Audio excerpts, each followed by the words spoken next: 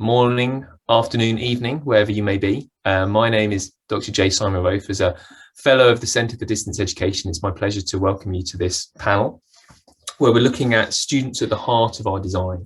So I have two colleagues, Nicola and Virna, who are going to be presenting their work.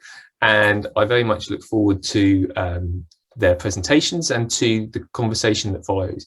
I would encourage all of us as good active learners to be part of the chat and use the question and answer facility. I can see that Navanka has already begun a little bit of a conversation, so please do join that, and we look forward to your thoughts. Very much intend to run this as an interactive session. Of course, it's part of the RIDE conference, and there'll be many more sessions to come the rest of the day, tomorrow and Friday. So without any further ado, I will hand over to Nicola. Virna first, to keep the running order, and allow her to, sorry Nicola, a little bit of palpitation, give her the floor. If we speak for approximately 20 minutes, I'll start waving frantically if it goes on too far beyond that. Everybody, hi, good to see you. I mean, I don't really see you, but good to have you here during this session. I'm just going to apologize if I don't have my video on, because my connection is a little bit unstable today and I don't want you to miss out. So I'm going to share my screen to go to the slides I would like to use. And I'm just going to also turn the captions on for those who might benefit from them. Right. So I did intend to ask you to put in the chat where you are and your role, because it's nice to have an idea of who is in attendance here. I can see 32 people. It would be very nice to know where you're based and what your role is. And as you do that, I'm going to just tell you that I would love you to keep in touch with me, especially via Twitter. If you are on Twitter, I'm quite active there. You can see my handle there. And today I'm going to talk to you about Roots to Shoots, inclusive course design to support well-being. This is something that I've been interested in for a long time, but particularly I'm working on a new resource, a book which will be published by Routledge. And I have very literally about 80 contributors from all over the world, including the Global South, who are providing case studies of different ways in which they are operating in a more inclusive way when they design learning. So it's a very practical session in a way, because I'm going to talk to you about how you can, as a practitioner, as a teacher, design learning more inclusively. Just gonna go in here. So just to recap the things I would like to discuss with you. Firstly, I'd like to discuss some broad ideas about inclusive learning design. And then secondly, I share my own approach to inclusive learning design for well-being by talking about what principles and practices, and they are the roots, concern the three areas: the setup and engagement, the input and practice, and the outputs and feedback stages of learning design. So we're going to be talking about those three areas: setup and engagement, input and practice, outputs and feedback. And of course, finally, you'll be able to ask questions and participate in an informal chat, which I understand we're going to do at the end of the two sessions, the two 20-minute slots. Because we're talking about well-being, I don't think it would be fair to start without asking you, how are you? So think about how you're feeling today. At the end of this academic year, some of you might be thinking, don't ask. We've all shared a very challenging year, I think, no matter what our situation has been, but hopefully it's going to get better in the future now, going forward. So in the chat, please have a look here. I hope you can see this, but in the chat, can you share your mood, how you're feeling right now? So for example, if you identify with the little boy, I suppose here at the bottom, it would be 4C or C4. So choose your mood.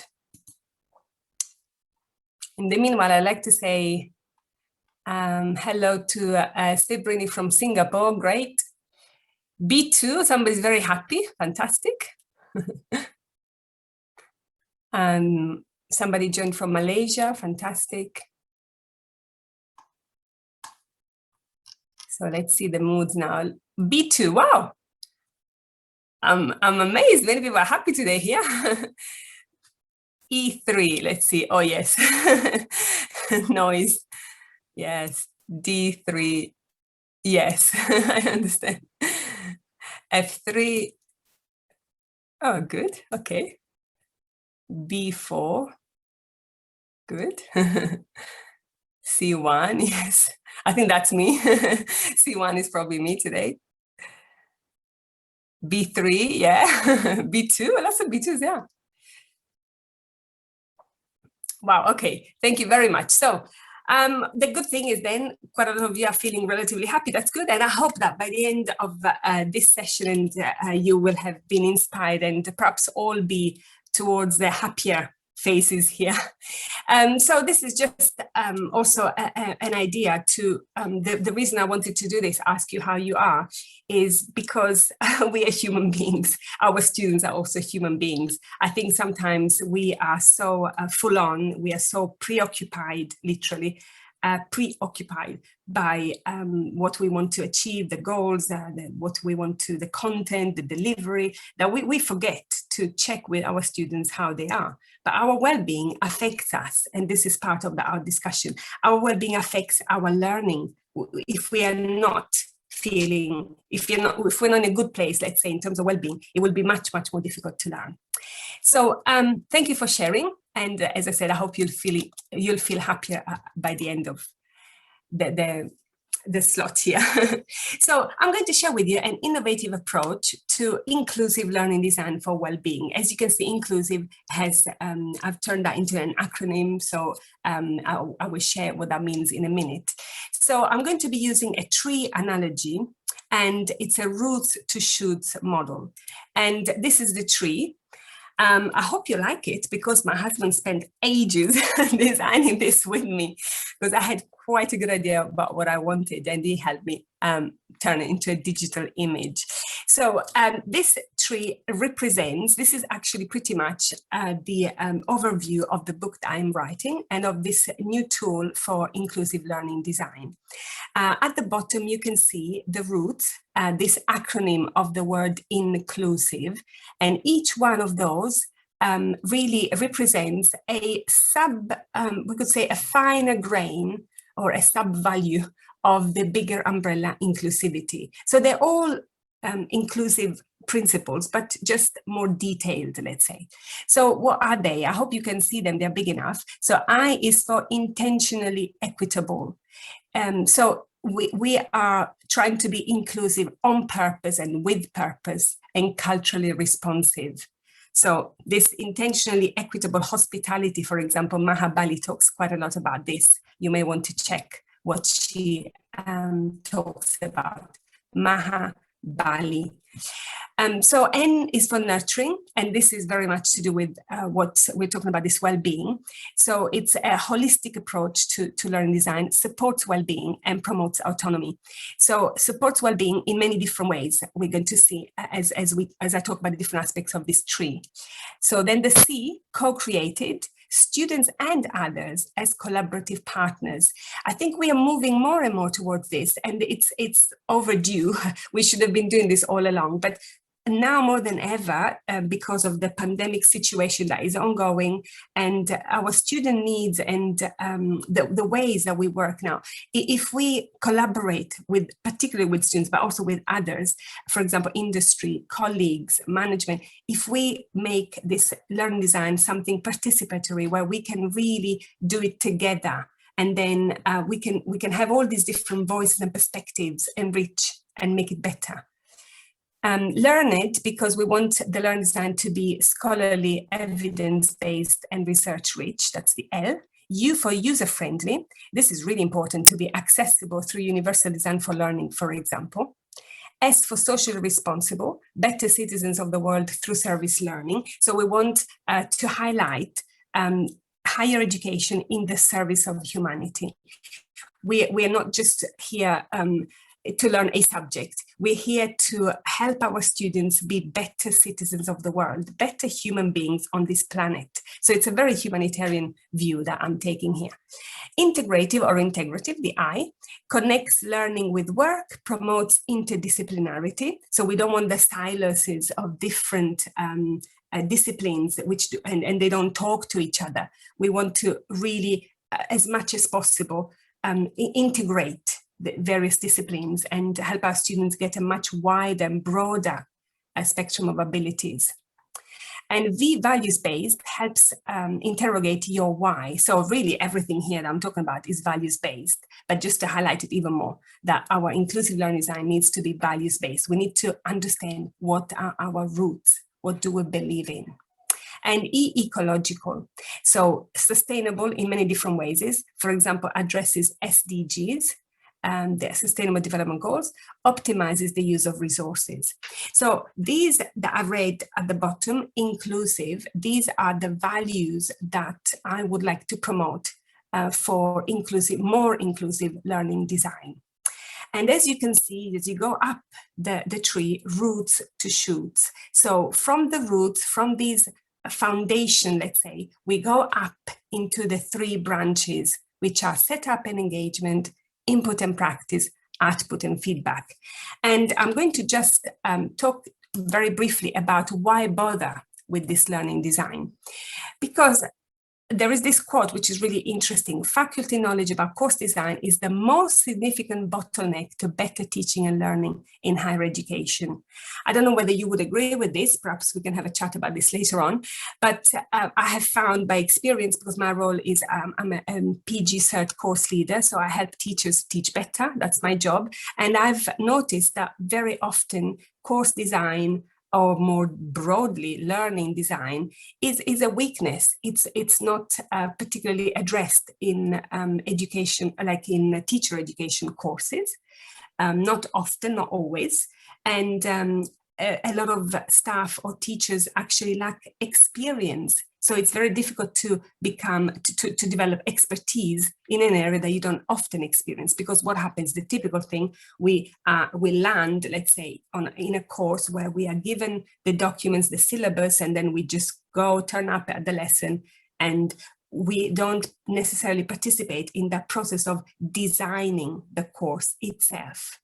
And so that's the problem often, that there's this double sort of issue in a way. One, the lack of experience doing it, and two, the fact that educational courses often do not address learning design. And talking about this, in my approach, I talk about learning rather than curriculum, because learning is much broader. And even though today I'm talking about course design, but in the book, I'm going to be using the word learning because it encompasses all aspects of these experiences that we are designing for our students.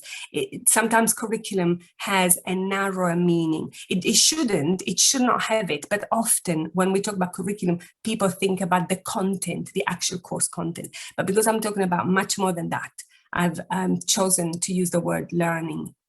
And just to highlight what is inclusivity for me, inclusivity is an ethos.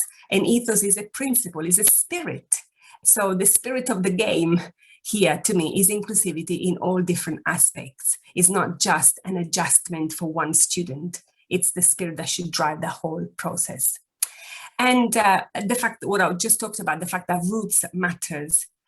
Roots to shoot. So we need to start with articulating our values, understanding where inclusivity sits within our values, and then we go up sort of this symbolical tree. So I've talked then about the roots, and these 3 branches then, I would like to briefly talk about them. Setup and engagement, input and practice, output and feedback. What do they mean? Setup and engagement means the stages of learning design that happen even before we meet the students, or right at the start of a course. Let's call it a course. For example, the physical and digital space setup. So of course, now there's going to be more and more blends and hybrid modes, but however mode that we're teaching, if it's entirely online or blended somehow, how do we set up the space? For example, the home page, the orientation page, or the physical space, the walls, the furniture, etc. We need to think about this. It shouldn't just be left to chance. Needs analysis and diagnostic. So you can see these leaves. I'm reading what is in these leaves, which can also be taken as fruit. For example, mangoes, they have a bit of the shape of a mango. So needs analysis and diagnostic. So how can we find out as much as possible about the students even before they turn up to the lessons? For example, their profiles, let's say, and as we were talking just now in the keynote, their digital profiles or histories. So we have to think about ways in which we can gather this information before we even meet the students. And then, of course, we meet the students. That's the third leaf here. Then we have induction and orientation. It doesn't matter what course we teach. We shouldn't leave these things just to the main sort of university systems, let's say, where there is a generic induction to everything. That's, of course, important to give the students the big picture, a generic sort of like welcome. But what about our course? What induction and orientation have we planned for our course so that the students can feel part of a community, a sense of belonging, and we really help them with support systems right at the start of the course. So this first branch, setup and engagement, is where a lot of that N, nurturing, supporting well-being is very much related to this. So we need to really embed these practices. They shouldn't be a one-off. Before we start a course, we should think about what can we do even before we meet the students, and what are we going to do at the very start so that we have the best possible start and really get to know the students and their needs. So that's our first branch. I hope that makes sense. So the second branch, input and practice. This is actually the content of the course, the syllabus, what we want the students to learn, the discipline, however you want to call it. So here we need to ask ourselves, the first leaf, input mode and accessibility. How are we going to provide the input? Is it going to be all video? Is it going to be all writing? Can it be mixed mode? Will it be accessible? What accessibility needs have we already identified? And how can we then consequently adapt this input to the type of students that we have? And I advocate the use of threshold concepts. Now, in case this is sort of new to you, I'm going to tell you now that in a minute I'll show you there is a Padlet, which I'm happy to share in the chat. And the Padlet is a little collection of resources around all of this that I'm talking about. So you will find this image, you will find all of these slides that I'm talking about, and you will find little input, let's say, or in resources to do with threshold concepts, to do with SDGs, Sustainable Development Goals, also flipped learning and universal design for learning. These are Virna, if I might just jump in there, this is your 2-minute warning. Okay, thank you. So in the Padlet, you will find information about this branch, input and practice. So as I only have 2 minutes, I have to go to the last one, output and feedback. This, we could call it perhaps assessment in another way. So what choice and voice can we provide students in terms of assessment? What authentic and relevant assessment can we provide? And how can we embed advocacy there as well? And again, all of these link to these roots. So I'm just going to go on to the next one. So you can scan with your phone this QR code, or I'm going to put this in the chat, this Padlet link. And I would very much, because I've run out of time, I would very much like to ask you to comment on this question. What do you think? How can this approach help you design more inclusive learning with a focus on well-being? Of course, you need time to think about it, because it's not, let me see if I can just open. Yes. But I'll be very happy for you to interact with me via this Padlet. So the slides I've been talking about are here, the image of the tree, flipped learning, one resource here, UDL, threshold concepts, sustainable development goals. And here you can just click and add your comment. How can this approach help you design more inclusive learning with a focus on well-being? So I'm going to stop here. I'm going to stop sharing. I'm going to stop talking, and I'm going to add the link to the chat now. Thank you very much, and looking forward to our discussion at the end of the slot here. Thank you very much, Virna. That was fascinating. I love the tree analogy with COP coming up, it makes me recognize the value of the sustainability of what we're doing also. So thank you very much for that. I may now turn over to Nicola for our second presentation of this session. Please do cogitate and think about questions for Virna and engage with the Padlet, and we will draw together some questions in a little while. Nicola. Thank you. And Simon, please again shout at me when it's time to stop. Virna, that was a wonderful presentation. Thank you very much. You've given me a hard task to follow. So I'm going to talk through a little bit about ideas about how we can adapt pedagogy to support student mental health. So I recognise I only have 15 minutes to do this, so I'm more going to give you a sales pitch for why we should do this and how we should think about it, than necessarily a complete roadmap for doing so. I'm Dr. Nicola Byrom. I'm a senior lecturer in psychology at King's College London, in the Institute of Psychiatry, Psychology and Neurosciences, where I lead the UKRI funded student mental health research network, SMARTN. I'm also part of this project called Education for Mental Health, which is a collaboration between King's College London, Derby, Aston University, Student Minds and Advanced HE, and we're very kindly funded by the Office for Students.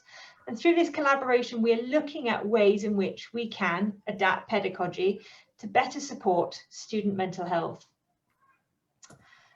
So why do we need to give this some thought? Recent data has come out looking at UK national data sets, which suggests to us that, that currently the prevalence of mental health problems amongst our university student population, actually, sorry, I should clarify, against our younger university student population, so your standard undergraduate age, sort of under 24, we might expect a prevalence of about 40 to 42% of mental health problems. And I just want to pause there. That's a huge number. So this data, I think, is very interesting because it's coming from the Understanding Society data set. So it's a national longitudinal data set. We can be confident that it doesn't have too many biases in it around who's responding.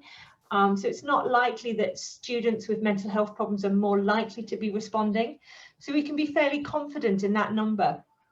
That's 40% of our students meeting criteria for a probable mental health problem. The other thing you can see on this graph is that that figure has increased. So it's gone up from around 34% in 2014. And it looks like it's on a continued upward trajectory. I shouldn't put words in my presentations that I can't say.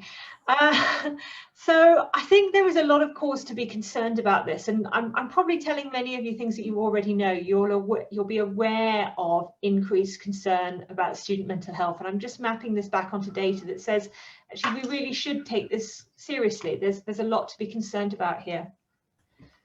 I also work with a project called Student Well Lives, which is looking at secondary data analysis.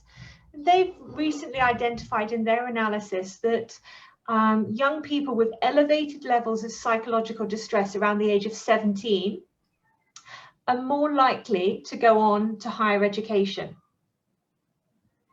I'm just going to pause there because when I first read this, I was sort of sitting there scratching my head about what is this actually telling us?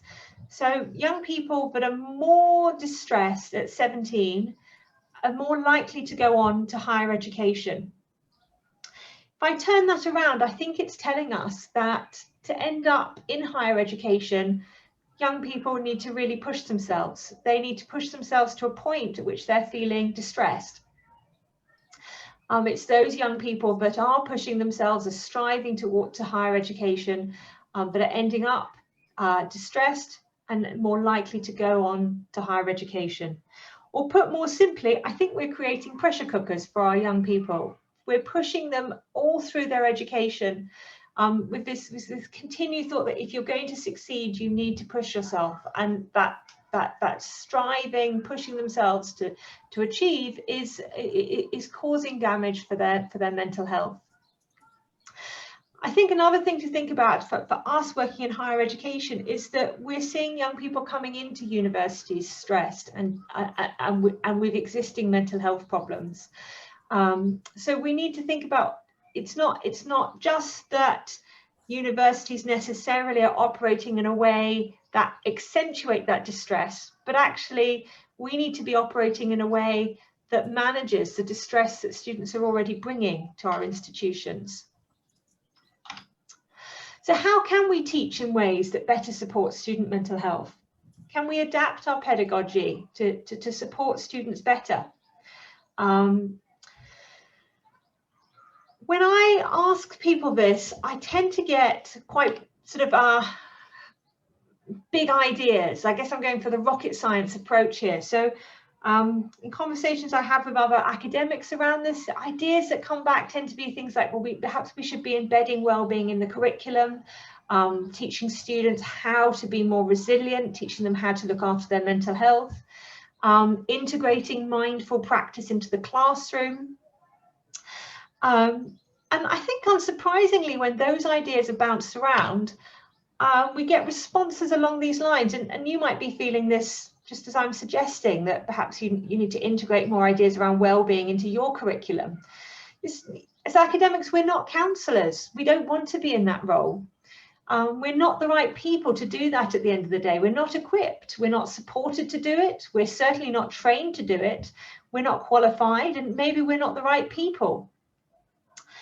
Or I don't believe I should be responsible for that. So another academic has told us that's what I resent. I was not employed to be a psychologist or a counsellor or a stopgap therapist. That was not what I was employed to do. And I've done a substantial amount of work with Gareth Hughes at Derby University, looking at how academics are responding to student mental health and the pressure to put more work around wellbeing into the curriculum. And we hear this message really clearly. We're academics. We're not here as counsellors. We don't have expertise in mental health and well-being. Why are we the ones being asked to sort of address this student mental health problem? What can we possibly do here? This isn't our skill set. We don't know what we're doing. And I have absolute empathy for that. I think it's a very difficult ask. But I think we can think about supporting student mental health from a different perspective, and in doing so we need to stop and ask what are the skills and expertise of academics? Where do our strengths lie? What are we good at, and how could we use that to support our student mental health better? So I'll just pause there for a second and to give you all a chance to think about, well, where in your roles teaching, where do you think your skills lie? Where are your strengths? What are you really good at? Are there things that you're good at that perhaps might support student well-being? Perhaps there are ways in which you think you teach at the moment that are supportive of student mental health and well-being. By all means, pop some thoughts into the chat if you'd like to.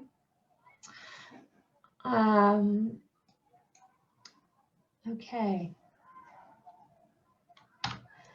So I've got a range of suggestions here that have all come out of the Education for Mental Health project. And a lot of them have come out of analysis of suggestions from students. So these are suggestions that students think that we could be doing. These are so students interviewed around how academics can better support their mental health and well-being have come up with these ideas and suggestions. Obviously, I have to confess they haven't come up with the specific terms critical alignment and scaffolding educational development, that those are labels I've stuck onto what they seem to be describing. But as academics, we have expertise here in scaffolding, in thinking about how do we structure the way we teach students to support them to develop the skills that they need to learn. We have some understanding around critical alignment. How do we ensure that across a course, students are confident in what the focus of the course is, what they're being taught, and then how they're going to be assessed on that material? We grasp the meaning and the relevance of our work and what we're teaching, but at least I hope we do, because that's the area that we've chosen to dedicate our work lives to focus on this subject. So whatever your subject is, I suspect you think it's meaningful and relevant and important. So we should be able to convey that to our students. Perhaps the two boxes on the top right are maybe less easy, but I think as humans we all understand compassion and connection, and can give that a little bit of thought. And workload planning. This isn't. This doesn't have to be incredibly complicated. So I'm just going to dip into each of these areas in a little bit more detail. And just to clarify, what I'm suggesting here is that if we focus on these areas, we can support better, we can use our pedagogy to support better student mental health without having to reach out to the expertise of psychologists and counsellors, without having to embed specific skills around resilience training in our curriculum.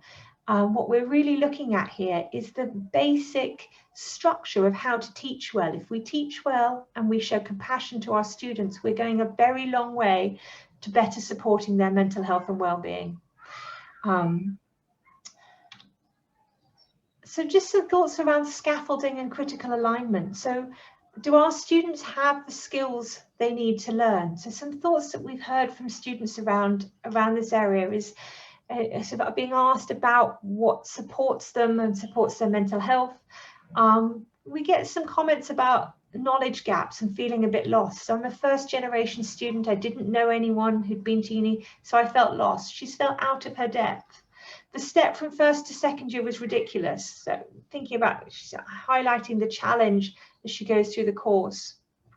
And if you feel like you're behind, you're constantly stressed about catching up with everyone else, comparing yourselves to others. So some thoughts and suggestions here from students about what's challenging for them around their mental health. It's about feeling out of their depth. So we need to be supporting our students to feel confident in their ability to learn. And here, there perhaps I'm maybe pointing out a really obvious component of teaching, and I hope that's what I'm trying to do, that actually in looking after their mental health and well-being, we are going back to the basics of how does one teach well. But this doesn't have to be simplifying what we're teaching them or dumbing it down or making it easier for them to engage with. The conversations we've had with students suggest that they really are game for a challenge. They understand, if they understand what they need to do. So they're not looking for things to be easier. One student's told us that they feel frustrated with some of the assessment exercises because they're too easy. They want exams or assessments that are more challenging, that will test them. They're aware they're getting prepared for future jobs and careers. They know that having challenges is good. But if they're going to be challenged, they need to know what's expected of them. So this comment here around it was a good summary of what he's expecting in the essay. The students are appreciative of help understanding what they need to do well in an assessment. They want to understand, what are they trying to achieve? What does good look like? How do they get there? They need feedback to achieve that. Meaning and relevance. Just two comments from our students that it's really challenging to stay focused and engaged with everything. They're reflecting there on how important it is that things are meaningful and relevant to them. And if they don't feel engaged, their work, their studies feel like a chore, feel like it's not something that they're enjoying anymore. And in this comment from a student, they're picking up that this subject in the discussion, they was picking up that the subject was really quite dry, not terribly interesting, political theory. They hadn't opted to do a theory module. They'd ended up on it by mistake because the modules they wanted were fully booked. So they'd sort of got their head around the idea they'd have to do some theory here. And then found on this module that actually the theory was always being applied to news and big events that were happening. And so they were being shown all the way across the module the meaning and the relevance of what they were learning. And that helped. We all know how stressful it is when we have far too much work. I think that's been the common complaint of all academics through this pandemic, that there is just too much work. But our students feel that complaint too, that They are pushed. There's a lot of work and there's a lot of reading. It can be really challenging. And I think all too often we say, well, they need to learn how to do that. They need to get on with the work. But I think there's a lot of space to look at what we're teaching our students and think about, are we giving them enough time to learn how to learn, to think about what they're learning? And I think very often less content is better for our students. It gives them time and space to think and to feel less stressed about what they're studying. My final reflections then are around compassion and connection. And this is not, I don't mean this to be psychological or soft or fluffy. What the students are effectively asking for is for us as academics to see them as people and connect with them as other human beings. They're not looking for their academics to be counsellors and to provide psychological support. They're looking for their academics to be human and to interact with them as humans. So it helps when you've got contact and conversations with your professor, that they feel they can talk to us as academics. He always ensures that everyone participates. They value that group participation so that they feel like they can participate, that everyone is being treated as an equal. He always takes time to answer everyone, to ask everyone how they're doing in a seminar, and he actually listens to the answer. I think that's so key, that we care about our students, that we're showing them that we care. He's very supportive of me and my work and always there to help. The students are really picking up on academics that were there for them, that answered emails, that responded, that took time to talk to them in seminars. He's taking time to deliberately build relationships. And this, the second to last quote really struck me. I didn't think anyone cared if I turned up. And then I realized, oh, wow, someone does care. And for this student, that was absolutely groundbreaking for them. They'd really struggled with their course. They'd found their program difficult. They were struggling at university. But just knowing someone cared helped. Simon, I'm going to speed up. Last thoughts here then. We're just thinking about, and in a digital space, because we've all been pushed online, and I know that many universities are going to keep more teaching online after the pandemic, and I think there are very many benefits to that. Students tell us that that they like that flexibility, that they like being able to pause lectures and rewind and take notes. So they don't always want to be face-to-face. But my research here says that digital confidence predicts mental well-being and loneliness. And that is after controlling for all sorts of other sensible things like demographics, presence of mental health problems, the academic area students are in, their social connection, and their access to suitable resources for studying. Even after controlling for all kinds of sensible things that you think might predict mental well-being and loneliness, digital confidence still stands out as a significant predictor. So if our students aren't feeling digitally confident, their mental well-being is more likely to suffer. I want to say a huge thank you to all of you for listening, but also to the Education for Mental Health team and my wonderful research assistants, Rebecca Upshur and Larissa Dinu, who have done most of the work that I've been describing here today. Thank you all very much. Keen to take questions. Thank you very much, Nicola. Very well done. Fascinating stuff and vitally important to where we are today in the state of higher education in 2021. We now have approximately 20 minutes, 18 if I was being particularly pernickety, to address questions. Please do pop them in the chat or in the question and answer facility. I have a few of my own that I would very happily pose, but we have two questions that have come through already in the question and answer. So perhaps we'll kick off with those to Virna and Nicola. Nurulain, forgive me if I've mispronounced that, has asked for some practical examples of trainings on resilience. And Steve Walton, good morning, Steve.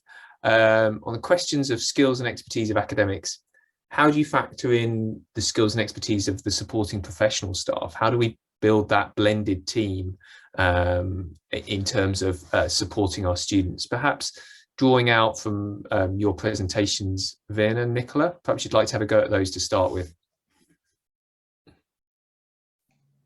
I think I'll let Nicola respond. No, thank you. I can give it a quick go. I'm going to be very cheeky with the first one of practical examples of teaching resilience, and say don't. I just wouldn't.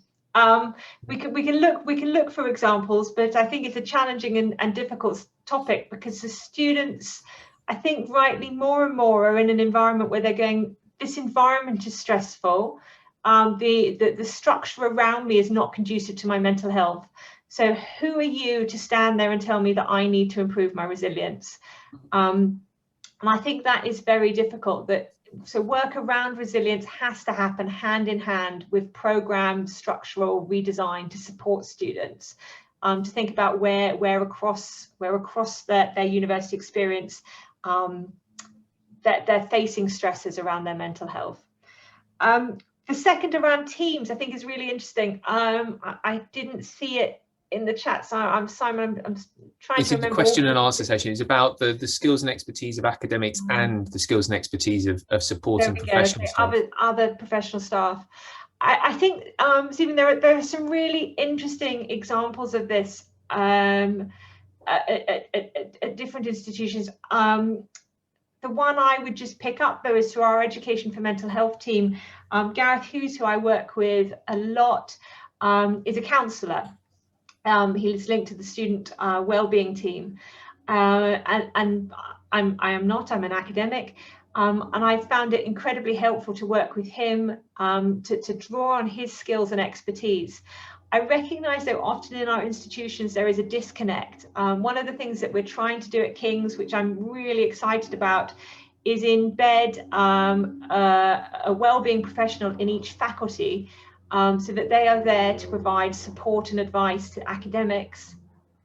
And I think that is well, I can't tell you yet how well that will work, but I think that is an interesting approach to take, and I've got my fingers crossed that it might be useful. Can I say something here? Please. Just about professional staff. So basically, I think the question is about the para-academics, so the ones who are not exactly teaching in the class, but they are the support staff. So I just want to say the approach we've taken, one of the ways we've taken at Ravensbourne, is that we offered our main vehicle for staff development, teacher education is the PG cert. So we have not created a separate version for para-academics. We encourage any staff who are part of the support teams to join academics on the same course for the first half, just because the second half is very much about curriculum design and probably wouldn't suit their roles. But in the first part, we basically, what I'm trying to say, we encourage para-academics to learn alongside academics and to understand how we can have an integrated approach, including to well-being, because every single person in a university really has a role to play when it comes to well-being in different ways to student success. So by putting them together and learning together, I've noticed throughout the years that there is some very, very meaningful collaboration that is born and then continues way beyond the course, the PG Cert course. So internally it's proved very, very successful. So just wanted to mention this, that perhaps is a good idea to provide opportunities for joint learning about learning that para-academics can do with academics, if that makes sense. Absolutely. I think that speaks to the sort of from another part of my research, your sort of ethnographic dimension of, you know, recognizing your own place in the research process, but then your research is your learning and teaching, so you're actually you know, not prejudicing one over the other. Thank you so much. There's some great questions coming through. I'm going to have pause on my good friend and colleague Gwyneth Hughes' question about how can assessment better promote good mental health? What forms of assessment can help in that regard? And grades particularly can be stressful. So how do we deal with that when there are perhaps some lower grades that come through? And can we give a students a sense of that? So Virna is like to go with that. So perhaps you go first on this one. Yes, I think that it's a really, really important question, because we know students, number one, can't escape assessment, especially if it's bad assessment, but they can't escape it, because to be able to gain the qualifications, they might be able to escape bad teaching, but they can't actually escape assessment. So it is a very, very important question. What are we doing at assessment point to either support or manage? Because perhaps we can't, eliminate, like Nicola was saying, some even pre-existing, vulnerability. So one thing that I advocate, which was also in that tree, is the importance of student voice and choice, and how to manage that. So, for example, perhaps we cannot avoid entirely grades. We might be able to. In my case, for example, I changed from a graded course to an ungraded course in the sense of pass or fail. So sometimes we think it's not possible, but actually it might be possible. So it depends on what we're teaching.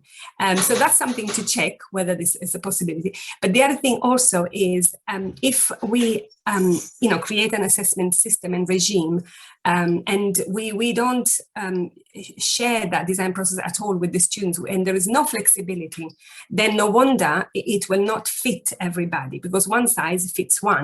So if we can have this voice and choice, what that means is really at design stage, involve the students as much as possible, talk to them, create assessments that in themselves provide a variety of choice, for example, of mode. Say, for example, the assessment could be in writing, or it could be video. Also, that's the other thing, is in terms of the choices, if we provide too many choices, sometimes it's a bit too much. So the choices have to be managed. But I'm just saying that one thing I like to say about assessment is that it really helps if the students have shared that design process with us, if they can own the assessment process to a certain extent, as much as we can, and wherever possible, perhaps, to go to a pass or fail, because the focus becomes much more on learning rather than the grade. I've noticed this on the PG cert. There's been a massive shift to really just learning. So, thank you, Virna. Nicola? I think Virna has answered that really comprehensively. I'd just add that from my work, I think the stress for students around assessment comes in when they don't understand what they're being asked to do and what good looks like. So actually, while choice and variety is valuable, consistency is also valued. They appreciate going into an assessment that they know, that they recognize, they understand, they've done this before. So from that perspective, I think rather than necessarily redesigning how we assess our students, is that it's vitally important to make sure they have plenty of formative opportunities to test out what they need to do for the assessment, and to get feedback on that, and to feel like they're then supported in working towards that assessment. Again, what I'm saying here is it's not rocket science at all. It's that being asked to do something you've never done before is terrifying if you haven't had any experience doing it, and if you don't know what good looks like. And these young people, they're pinning their futures on doing well in assessment, so they need to know what good looks like. Otherwise, it will continue to be a very stressful experience. Thank you. Thank you. Yes, I think the stresses and strains, and we might also think about some of the stresses and strains on behalf of practitioners in devising and implementing assessments to keep that loop going too. Again, the value of the consistency of something is appreciated, and the innovation too. A question from a colleague, Mohammed Ali Nasir, and this one particularly directed to Nicola, but I'm sure Virna would have a view too. Asks us about the need to, in some senses, minimize course content to make learning easier, to provide focus, I suggest. How will we do that when we are teaching and learning through disruption? How do we deal with less content as a substitute for, our times, I suggest? I don't know if I've fully grasped the question. Let me try, let me rephrase a little. So you spoke about the need to minimize the course content. And that takes there's a challenge in doing that. I get. Yeah, and how do we do it, when, particularly in times of disruption, when it's easier perhaps to deliver content? My answers are perhaps a little bit silly, but if we take content out, there's less work for us to do too. So when I was redesigning my modules to run online through the pandemic, I thought of two things. One is that these guys are really stressed. They don't need too much going on. And then also very selfishly, hang on a minute, I've got a month to do this. What are we doing? I can't do all of this. Turns out that if you take a lot of the content out, there's an awful lot less to deliver and prepare for the students. And for me, I got fantastic feedback from the students, and it wasn't that this was a light module and I didn't have so much to do. It was that Nicola had given us time and space to think about what we were covering, and that I could then create more opportunities for them in seminars to talk about things that they were struggling with, rather than always feeling this pressure to go, are we covering all the content that we need to be covering? And so I'm not advocating going for an educational light experience where we just go, okay, well, if you don't learn so much, that's easier. But I think when we do take content out, we give them more time to think about it, but we also give ourselves as academics more time to think about how to teach this stuff well, rather than just focusing on going, the quantity is important. Great, thank you. Virna, anything on that front? Yes. I totally agree with that. In fact, I've had a very similar experience, because the PG Cert before the pandemic, I thought was a pretty good course. But then, of course, exactly the same as Nicola is saying, I thought to myself, everybody is stretched and will still be now for a while. And so am I. So what is reasonable to expect from everybody without lowering the standards necessarily? You know, just obviously we have got certain outcomes that are expected as well. But the interesting thing is that basically I created a slim version, a bit like Nicola is saying, of the same course, really looking at every single week, let's say, and asking myself, okay, what is necessary, let's say a must, and what is a nice addition, which could be done for those who've got time. And so I created a new version where the most important fact, as in the learning design tree, the threshold concepts are highlighted, so that I don't miss those really crucial, critical learning points. But the other things could be done asynchronously and for those who have time. So it's feasible. It doesn't mean that the students will not learn as much. In fact, I think they probably just will learn better because what we're providing is more focused, I think. Yeah, I mean, I might just share a moment of my experience in that, and certainly I've also co-convened or co-designed a PG Cert program, and the program that we designed 3 or 4 years ago with Linda Ann Cooper and Gwyneth and David Byrom, who's also a Centre for Distance Education Fellow. You know, we had loads of content, and the learning process that we as the course team have been undertaking over the last 3 or 4 years magnified or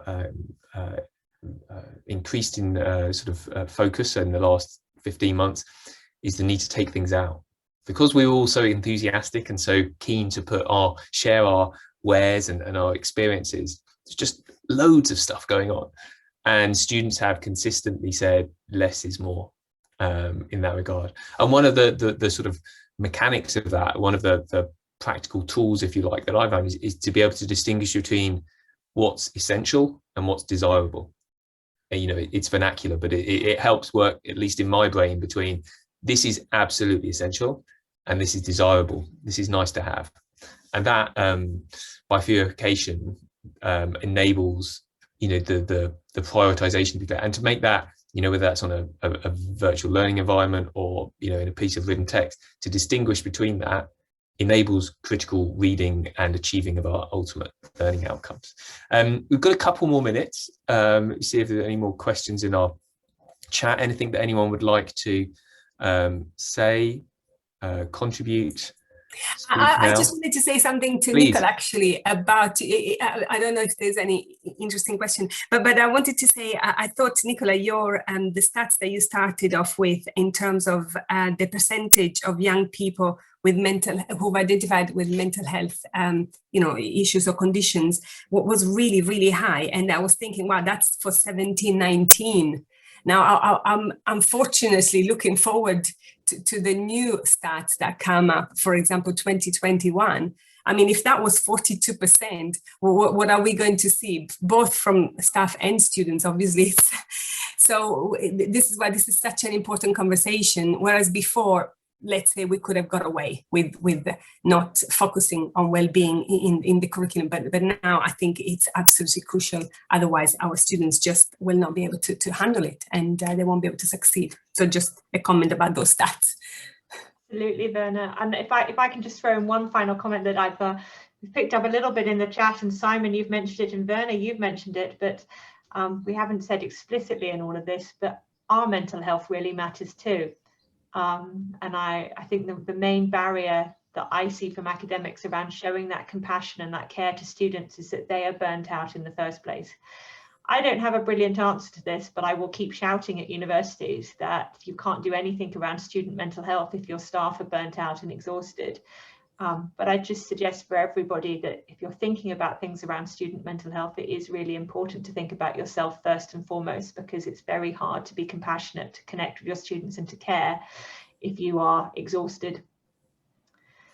I'd very much echo that. And I'm sure we all know in ourselves and in our immediate colleagues that those are very pertinent issues that we should take care of ourselves to be able to take care of others. So yeah, thank you for flagging that, and continue to shout, Nicola, and let me add to the chorus, certainly. Does anyone have anything else that they would like to say? Because one of the things about keeping our mental health and well-being in check is to be timely and to give ourselves plenty of breaks from our screens. So Virna, thank you very much for sharing that. Gwyneth, thank you. Yeah, Alan, and you do have that session tomorrow. Please do join that. But if there's nothing more, I will take a little chair's initiative and say thank you very much to Virna and to Nicola. It's been an absolute pleasure to spend the last hour in your digital presence. Thank you to the 30+ people who chose to spend their time with us also. Do take care of yourselves, have a break, stretch, physical, rejig, and thank you so much, everybody. Take care, be safe. Thank you. Bye, thank you.